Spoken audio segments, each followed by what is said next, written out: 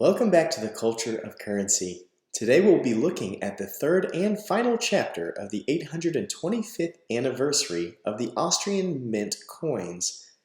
We have already looked into two of these coins, the Silver Leopold and the Silver Robin Hood. Today we will talk about the last of the three, and my favorite of the three, the Wiener Neustadt. Let's start off by looking at the coin and then diving into the connections to the history and culture of the Austrian Mint. If you watch the other two videos in this series, in particular the Silver Leopold, you will be reminded that the front of this coin, for it is the same of the other two. We have the Norman-era Crusader with the characteristic kite-shaped shield that was fairly customary in the Third Crusade.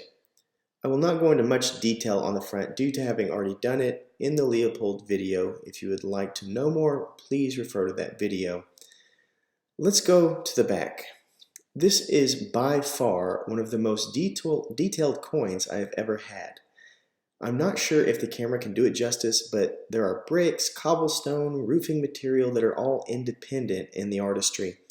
The coin is the closest thing to an academically classic rendering that I have in my collection.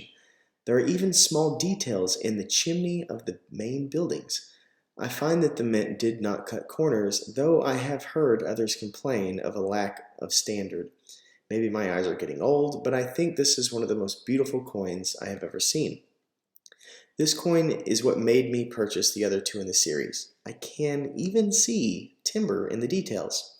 I am curious, however, if this coin and others within this series are worth the premium, or if I'm alone in thinking that it is worth it. Please comment below if you have one of these, or maybe all of these, and why you invested in them. I'm curious to know other people's perspective on these.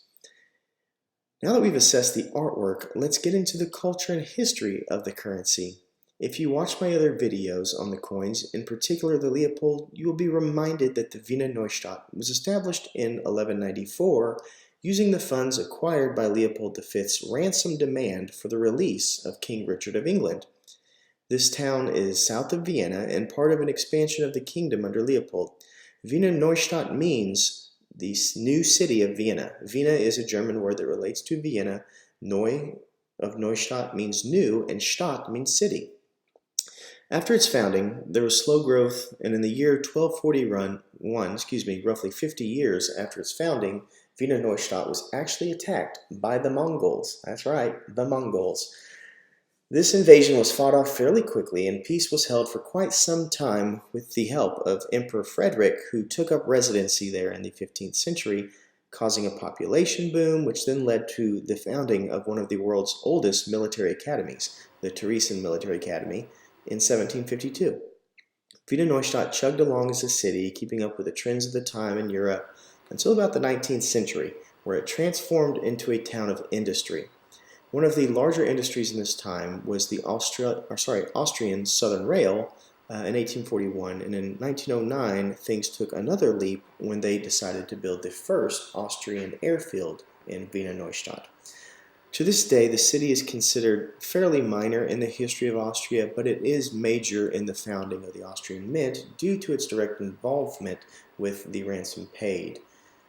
After researching, however, I found that it's a beautiful town with great weather. According to Central Institute of Meteorology and Geodynamics, summers are fairly mild with a high of 78 Fahrenheit or 26 Celsius, and winters average a low of about 24 degrees Fahrenheit or roughly 4 degrees, so fairly cold winters. Average rainfall in a year is around 23 inches and snowfall is around 22 inches. Summer tends to be the wettest time of the year as far as precipitation goes. Thank you so much for watching. I hope that I have brought the culture and history of this coin to you so that you may appreciate it more and see more when you look at it. If you like this type of content, please subscribe, comment, and like so that I know to keep doing what I'm doing. And as always, thank you again for watching The Culture of Currency.